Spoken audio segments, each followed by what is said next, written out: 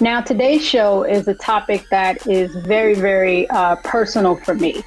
Just like many of you, I've lived a life full of experiences. I'm talking about the highs and the lows. And one of those lows in particular is what fueled my passion for this subject today.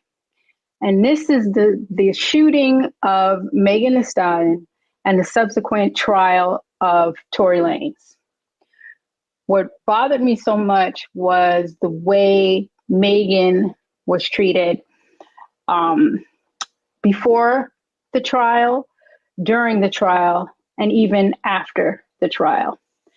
For those of you not familiar with the trial, Tory Lanez, rapper, R&B singer, producer, shot Megan Thee Stallion in the foot in 2020. And the trial was brought to court in just last year, 2022.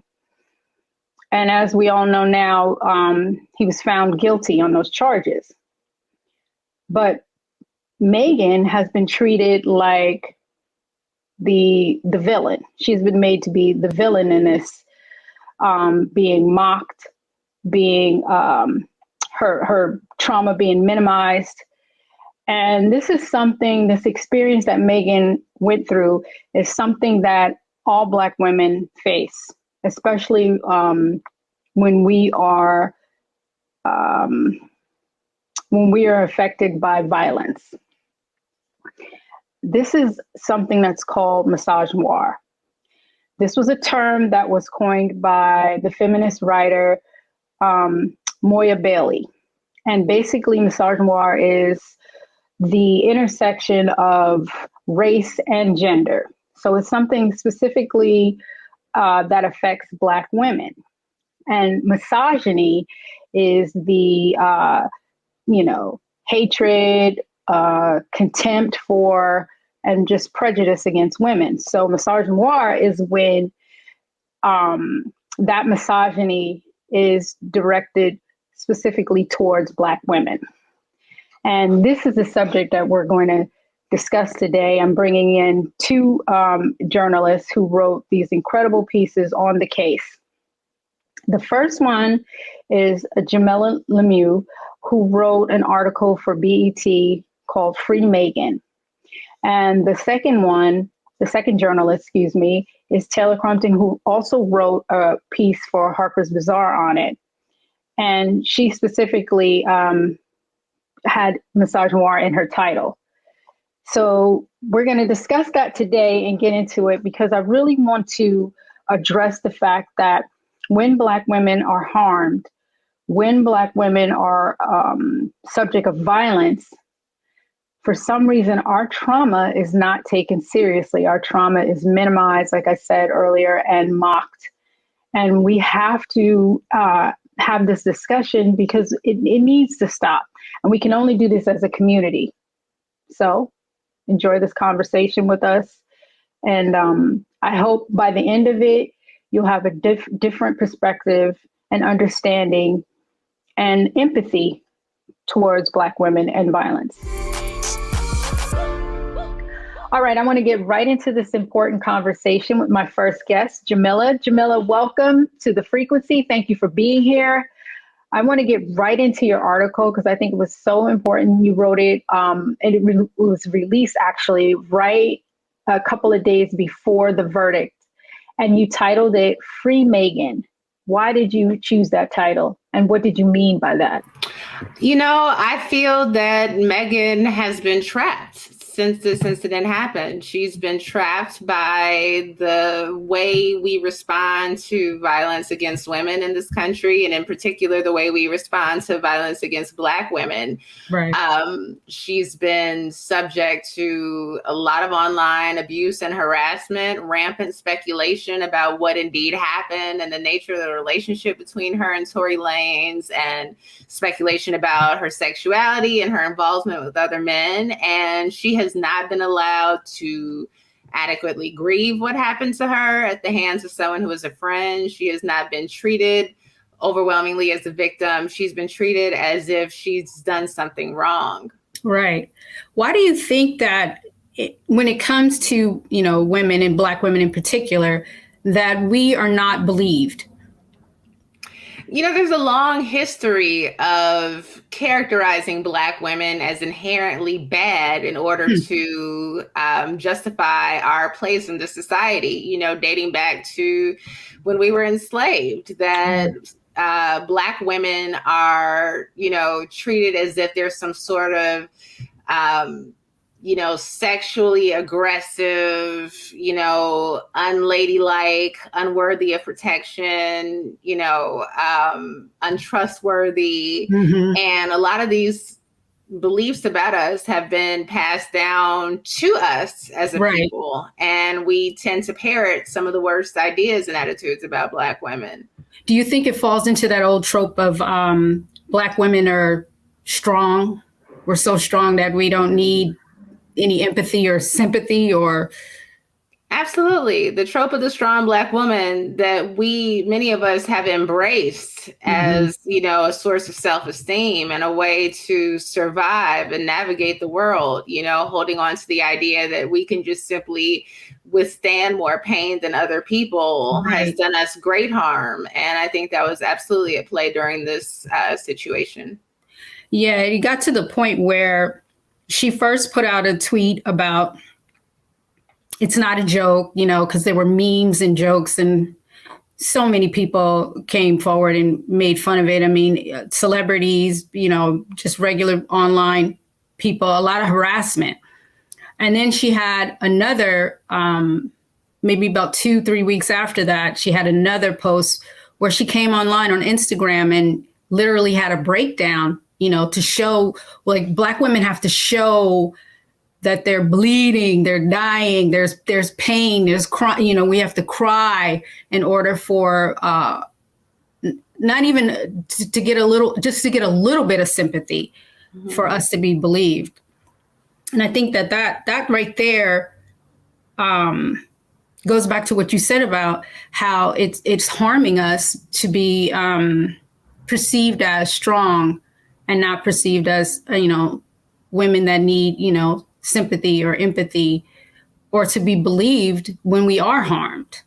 Another thing too, I don't like the jokes that were made about her and the lines.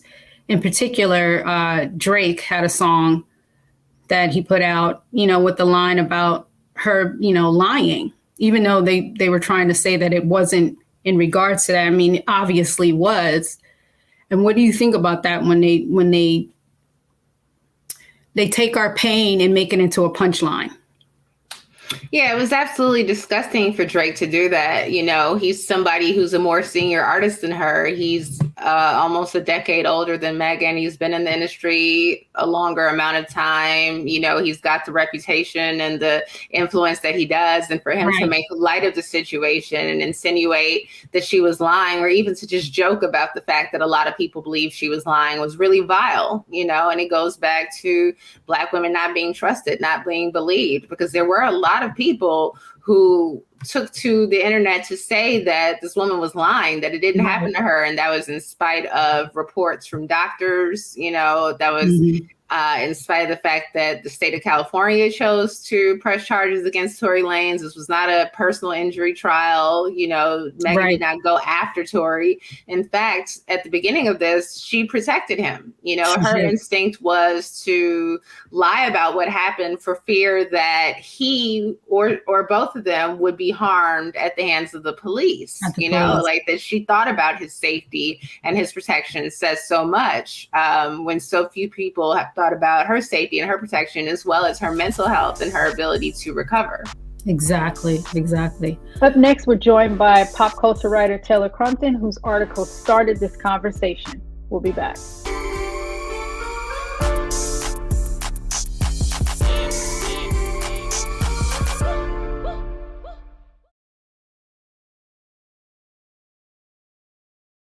Black Star Network is here. Oh, no punch! I'm real revolutionary right now. Thank you for being the voice of Black America. All momentum we have now We have to keep this going. The video looks phenomenal. See, there's a difference between Black Star Network and Black-owned media and something like CNN. You can't be Black-owned media and be scared. It's time to be smart. Bring your eyeballs home. You dig?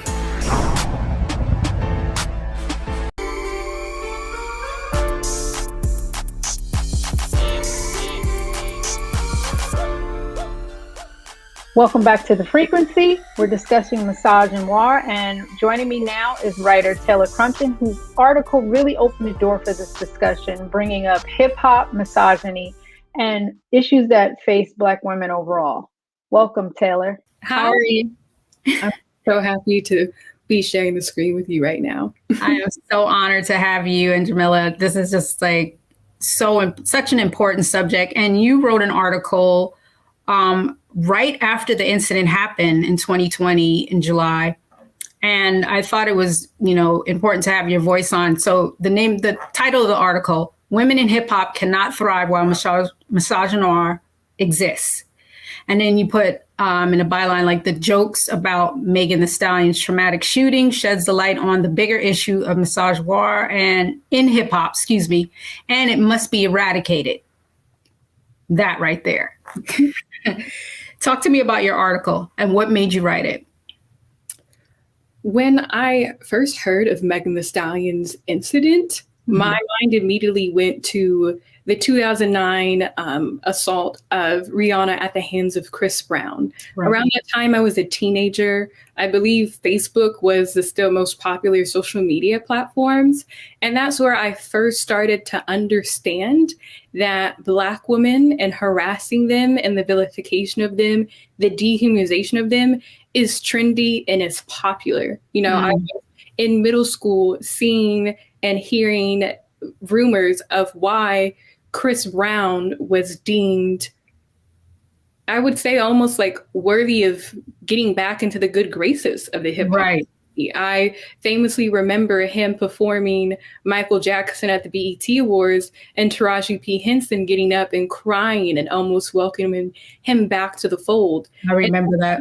In some change later, I have yet to see this big cultural response, especially from hip hop. I've yet to see a BET Hip Hop Awards, a VH1 Hip Hop Awards, or a show like that kind create space for Megan, for her to feel welcome, for her to, be given the grace and compassion to be a survivor.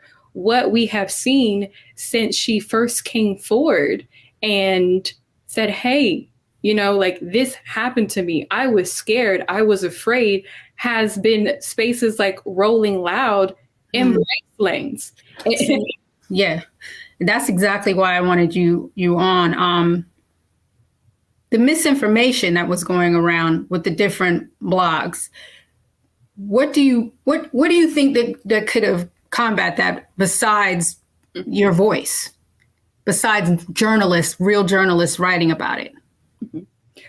When these rumors came from blogs, from online personalities, and even some outlets that specialize in hip hop media, the people who were combating these rumors were Black women, because we will always show up for ourselves, and the hotties, Megan Thee Stallion's fan base, because I believe Black women, we all have this cultural experience of not being believed, of not being heard, of being vilified, of being dehumanized, and being disbelieved. But the Megan Thee Stallion case was interesting because we also saw an increase of Black women personalities being on the side of Lanez, right? We also saw this, I don't want to say emergence, but this presence of internalized misogynoir coming out in Black women personalities, Black women musicians that were making fun and joking of Megan's assault. I think famously,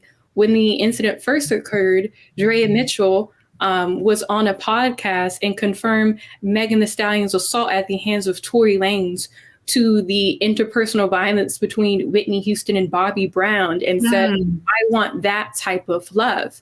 You know, very recently, there was a TikTok video that went viral reenacting the scene from What's Love Got to Do with It when Tina is escaping abuse from Ike. Like these pop culture moments are trendy and are profitable. And it's something that we all know. But what it just reinforces is whether you have been shot in the foot, whether you have been physically assaulted, it's funny and it's going to make money and it's going to be profitable. So I feel that the people who came forward and had their voices were heard knew that that wasn't going to be trendy, knew that that was also going to open them up to subject and attack and critique, but would rather stand in solidarity and show that Black women are deserving of grace and compassion rather than make money making fun of Meg and already just weighing so heavily on this Black woman who was 25 at the time. She lost her mother. She had recently lost her grandmother. So even before these unfounded rumors of, you know, it was a lover's quarrel, people were saying that Megan had sacrificed her mother, her last living parent, for fame and success. So she was already subjugated to lodge a misogynoir and false rumors online about the loss of her parent. Then this gets amplified. Right now she has the Lanez thing. And I think the one thing that stood out to me the most is regardless of how profitable she is to companies, to men in hip hop, that sadistic nature of misogynoir will always underroot a Black woman's accomplishments, no matter what they do. Because as I said in my piece, until it is eradicated, until misogynoir is abolished, conditions and situations like this will continue to happen in the culture. And that's just civil negligence. Like that is a failure. How do you think we can eradicate it? I mean, how do we abolish misogyny in our culture? Right? Exactly. War is just an offset. It's the intersection of racism and sexism. So how can we make efforts individually and intercommunally to eradicate these structures that exist? You know, it can be as simple as, why aren't Black women journalists being paid the same rate as Black men? Why are the productions of a Black woman always devalued and not being seen as something worthy of respect? Exactly. Can we bring Jamila back in? See, this is why I wanted to have this conversation, because I think that your writing, both your writings, was a way to battle the misinformation, the things that were going on with the blogs. I mean, right, even before the verdict was decided, they were putting out that he was found not guilty. And it's still going on to the issue of not believing Black women. Do you feel like there should be more? I mean, there's plenty of Black women journalists, but more should be heard on that subject. Do you feel like we should concentrate more on that? Well, I wish that those were the voices that were being amplified at a time like that. You know, that Black women were the sources that were trusted and looked to talk about this. I think it is worth acknowledging that there weren't Black women representing large media outlets present for the trial. You know, that the few reporters that were in the courtroom that were talking to an audience on a regular basis about what was taking place during the trial, that a number of those Black folks that were there were bloggers, and some of them were bloggers who had an interest in defending or supporting Tory Lanez, you know, and spreading misinformation. I think the misinformation is a tremendous part of this, you know, regardless of the source, because as you said earlier, a lot of Black women are carrying around internalized misogynoir. So they're incapable of defending Megan because they are incapable of seeing her as a victim. I do wish that Black women's voices had been heard, you know, louder during this case. But I will say, you know, there was Taylor's article, there was my article, you know, I know Ivy Ani wrote about it, a number of Black women. I'm looking at the girl's book now, Shanita Hubbard, Yes. a lot of Black women writers did speak up and out on behalf of Megan. And a lot of us were essentially saying the same things, which we're saying every time a Black woman is harmed publicly, that we're not believed, we're not trusted, we're deserving of sympathy. We're constantly left to plead for our humanity. Right. Do you think that it would have made a difference if more Black men spoke up, more Black men, male journalists, do you think? I wish, regardless of whether they were journalists or celebrities, what was largely absent here were Black men, visible Black men speaking up on behalf of Megan, simply acknowledging that she had been shot, full stop. Right. That was the biggest thing that mattered here. That was what was most important, that this woman had been shot. Mm-hmm. And, according to people who witnessed it happen, Tory did it. Right. I think Bun B was the only one that stood up. He was one of the few. Maxo Cream as well stood up for Megan Thee Stallion, which I think is indicative since, you have a Houston hip hop legend. And then you have Maxo, who also was in the same, I would say, like cohort of class of Megan, of regional talents kind of like crossing over. And I thought it was fairly interesting how very shortly after the incident, those two took to social media, Bun B kind of almost acting as like a surrogate father or a father figure, saying like, Megan is from Houston. This is our girl. We will defend her. And Maxo also taking approach almost like a brother and sharing his own incident where Lanez, I guess, attempted to jump into like his car at a Jamaican restaurant in LA, which didn't go over well. And Cream was one to kind of name the gender nuances of this, where he was like, you would never do that to me, but you felt comfortable doing that to a woman. Right. Which is indicative, because even the way Lane's case with August Alsina, even Lane's case with, I believe, a member of a Love and Hip Hop franchise, there is a history and a repeated pattern of violence, yet that history was never called into question. There was no research being done on, is this an isolated incident or is this a pattern? Because in the court of public opinion, he was the one that needed to be protected. He was the one that needed to be centered. Right. And Black men, whether they did it subconsciously or consciously, gathered around him. I remember when LeBron James was in his car blasting Tory Lanez and people said, you have a daughter. Right. What does this mean? And I think that was the distinction, whether you came from a Black woman, whether you have Black women in your life, sisters, aunts, mentors. The sadistic thing about Misogynoir is that it was so rampantly at play in the culture and in celebrity that I feel like it was such an abundance that the Black woman voices that were coming out, that were writing, that were advocating, reporting, always seemed to be systematically ignored and silenced. And the question, I think Jamila brought it up about Black reporters and the people who were on the scene.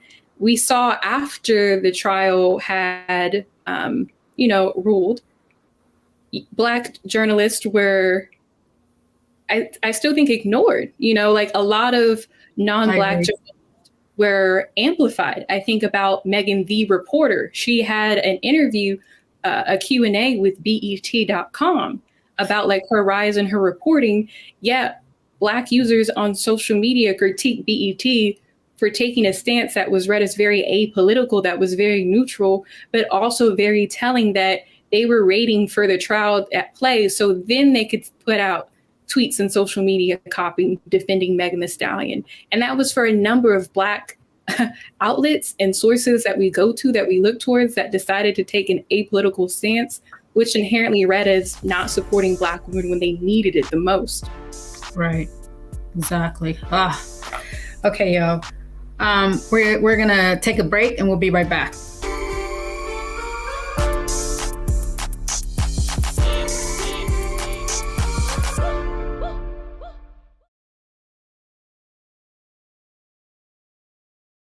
We talk about blackness and what happens in black culture, we're about covering these things that matter to us, speaking to our issues and concerns. This is a genuine people-powered movement. There's a lot of stuff that we're not getting. You get it, and you spread the word. We wish to plead our own cause. Too long have others spoken for us. We cannot tell our own story if we can't pay for it. This is about covering us. Invest in black-owned media. Your dollars matter. We don't have to keep asking them to cover our stuff. So please support us in what we do, folks. We want to hit 2,000 people, $50 this month, raise $100,000. We're behind 100,000, so we want to hit that. Y'all money makes this possible.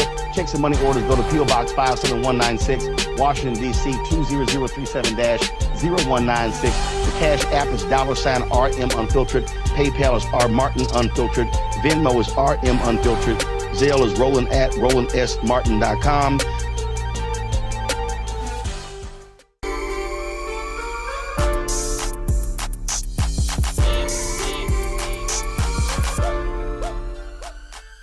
You're watching The Frequency. I'm Dee Barnes, and we're discussing the shooting of Megan Thee Stallion and the trial of Tory Lanez. Joining us once again is Jamila. Jamila, why did you feel someone needed to speak up for Megan? You know, I was invited to write the article, and I had a lot of feelings about the case, so I was happy to do it. You know, I wish that I had a louder voice to speak up for Megan. You know, I wish that me writing something about it could do more. You know, again, there's been this sustained chorus of Black women voices from the beginning standing with Megan, but there are, you know, few people, it seems, that are willing to hear us. So if nothing else, if I can provide confirmation for other Black women that you're not crazy, that you're not wrong, that what you're seeing is real, what you're experiencing is real, and that we deserve better. And you did that, and I thank you. And I know other Black women thank you too. It was important. Same question with you, Taylor. What made you, you know, sit down and write that article in particular about hip hop? Not that I don't understand personally, but please elaborate on that. I mean, I think your presence and career is very emblematic of why I took the approach to address gendered violence in hip hop.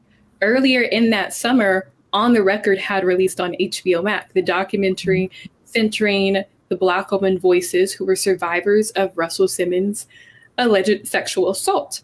And at the time of its release, I was in a Twitter chat with two Black women journalists, and the resounding theme was, who is going to step out and cover this? Who is going to be public about the way this documentary impacted them? And at the time of its release, in the press, Russell Simmons was the one on the Breakfast Club being interviewed by Ebro. Right.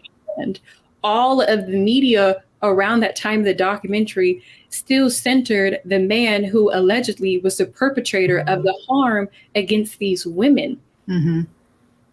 And it's a cycle, you know, it's a decades long cycle. And it is heartbreaking to see with every decade, there's more Black women, and the harm that they endure always results in their absence from an industry and a culture and a genre that prides itself in only being told through a Black male lens. Right. These not even incidents, these attacks of targeted harm add to this monolithic idea that hip hop is a genre and a culture for Black men by Black men. And the eradication of women like yourself, like Drew Dixon, like even the violence that Lil' Kim endured by men in hip hop who were seen as stakeholders, who were seen as powerful, is very frightening as a Black woman in music, as a Black woman who loves hip hop and journalism. So whenever this first occurred, I was invited by Harper's Bazaar to write about it as someone who has seen Megan rise as a fellow Black woman from Texas. And I think I had to remind people that she is just the latest and an unfortunate legacy of Black women in music who were sacrificed for Black men to be protected in this industry. And especially at a time in 2020 where there was this, quote, rise of the woman rapper, the rise of women in hip hop. Right. And even though Megan was representative of that rise, it also quickly showed how much the industry was ready to eliminate her, was ready to eradicate her, and kind of revert back to being so male-centric. Mm-hmm. Exactly. There you have it. I mean, we've covered it. We've covered it. And in all honesty, I think it's because of Black women and journalists in particular. If we do not voice and call out these things, you know what I mean, to hold these people accountable, I don't think anyone will. And even when there's other platforms that are trying to present it, I don't think that the perspective is on point as much as it's coming from our voice. Do you follow me what I'm saying? Like, if it wasn't for us having us, there would be no, what am I trying to say? There would be no real protection. There would be no real voice for us if we did not write these, articles. If you guys did not write those articles, I don't think that people would really be, and countless other women journalists. And like Jamila was saying that, I wish they were elevated more. I wish it was louder. But I do believe, though, that they did do something. Even though you might not feel it, it's a small part. I do feel like it's part of an overall bigger picture. And I feel like a lot of people were listening and could relate and could hear your voice in that it was defending something that couldn't be defended. And thinking about Megan and what she's going through, I hope she's healing, and I hope she knows that she's loved and she's surrounded by sisters that do love her. There are a lot of women out there that do support her. And then I hope that all the positive voices drown out all the negativity. All right, we're going to take a quick break. And when we come back, we're going to discuss how and why Black women cover for Black men.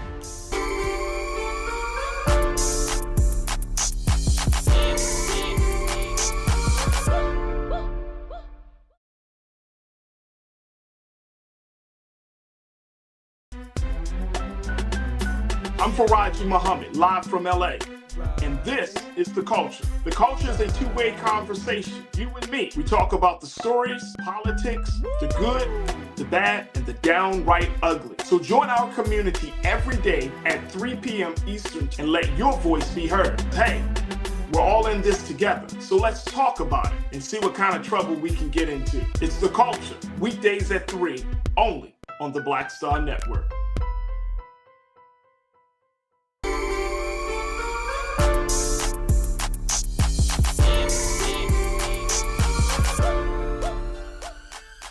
One of the strangest things about Misogynoir is that Black women are being abused by the hands of Black men. So why do Black women feel like they have to protect their abusers? Black women are in a precarious situation when they've been harmed, by a member of their own community or someone else, because we don't have a good relationship with the police either. We can't trust them to take our needs and concerns seriously and not to react to us without violence. But I think that as a community, Black people have been very clear on the threat against Black men for many years, and we've taken it very seriously. We've wanted to protect our men from the violence of white supremacy, from the violence of law enforcement.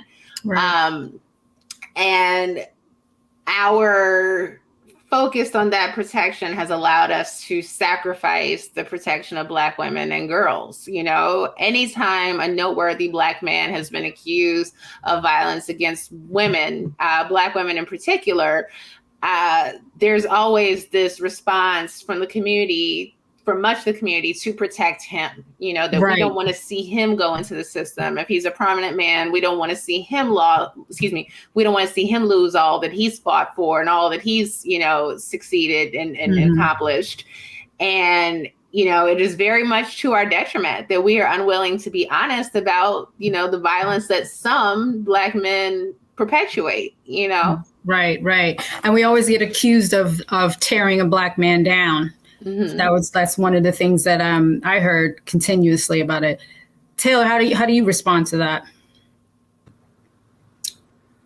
Historically, Black women have been told to protect the community at the expense of themselves, to protect the Black man at the expense of themselves. She really just eloquently, you know, illustrated all of the individual, societal, political factors, why that belief is something that is integrated and embedded into the ethos and the ideology of the Black woman. However, there has yet to be a moment of cultural teaching. What happens when a Black woman is assaulted by a Black man? Where have been the conversations in the home about that? Where have been the conversations in a lot of like Black spaces? I think Megan said she did not want to have the interaction of the state and the criminal justice system. What she is saying is, I know what happens when I, as a Black woman, report and get the state involved in something that is an interpersonal matter, when this is just between two members of the community. Because we know the criminal justice system has always historically been unfair and unjust to people of African descent, with a hyper focus on Black men. We also know that when a survivor of gun violence, when a survivor of domestic violence goes to the courts and the legal system, they are never centered. The ruling, even though it gave validity to Megan's claims, does not stop the continued harassment and violence that she will endure from members of her own community. In fact, it seems to amplify and ramp up that continued harassment and violence, because her case was not only in just the court in the state of California, it was on social media. And that seems to be a never ending cycle where justice is never truly given. So we are in this moment of pop culture where these things are going to be archived and documented, how we're failing Black women. And as I said in my article, it is not the responsibility of Megan and her peers to do the work. Inherently, it's not the labor and responsibility of Black women journalists, of editors, of Black women with these platforms. That responsibility is on men to really internalize and interrogate and work through and process and do the labor of work of eradicating misogynoir in themselves and their communities and their stakeholders. Why was Tory Lanez so valuable and worth defending at the expense of Megan? Why did DaBaby release songs about Megan Thee Stallion and sleeping with her? Why is it okay for rappers to make music videos where a stallion's leg is being cut off? Like, when is enough enough? When are their peers going to step in?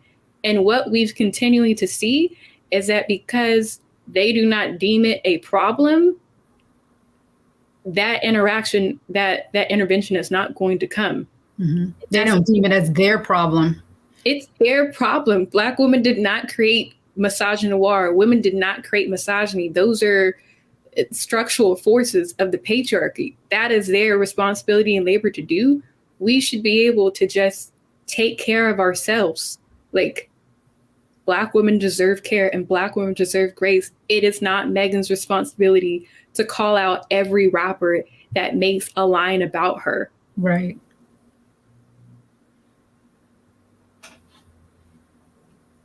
I agree. And I think, you know, it's been years since my incident, and I still see no structural change. I still see not a lot of men stepping up publicly and saying what needs to be said.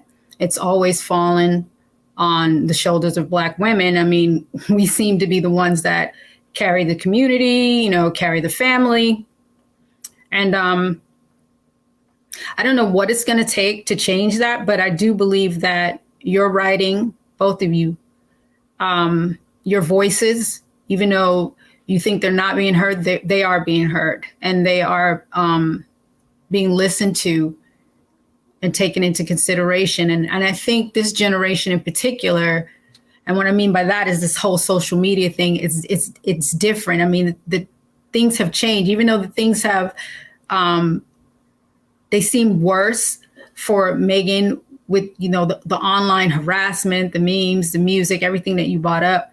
I think that fighting that with these articles and with platforms like this to speak up about it and holding them accountable is going to continue to help push that change, and we do need more men to speak up about it. I mean, they're fathers, they have mothers, there's sisters, they have sisters and cousins and aunts and grandmothers. And it is mind-boggling to me that they don't speak up enough, and honestly, Tory, I don't feel like he was even thought of in that way or elevated in that way until he harmed this Black woman. And all of a sudden it became like he, we have to rally around him, and they didn't rally around Megan.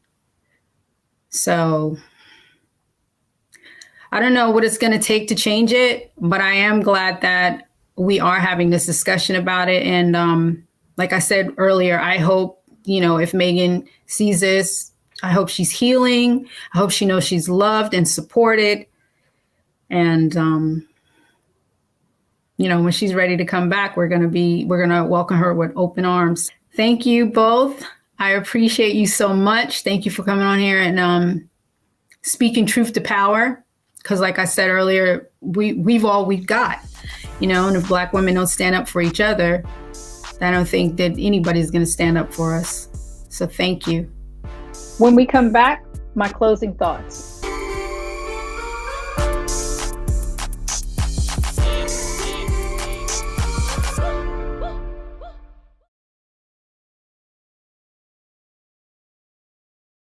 Don't you think it's time to get wealthy?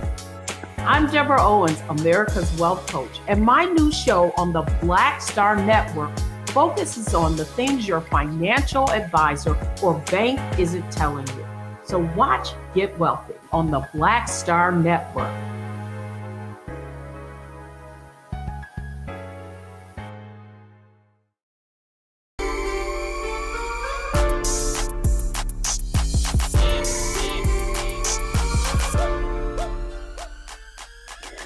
Before we go, I'd like to read something that I wrote. I think it's very important, and it really drives home the subject of what we discussed today. Okay, so bear with me, all right? Black women are the victims of a unique intersectional oppression.